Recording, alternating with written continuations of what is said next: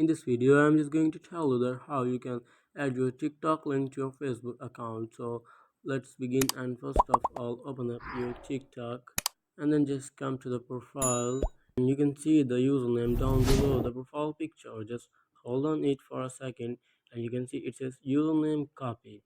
So then just close your TikTok and open up Facebook.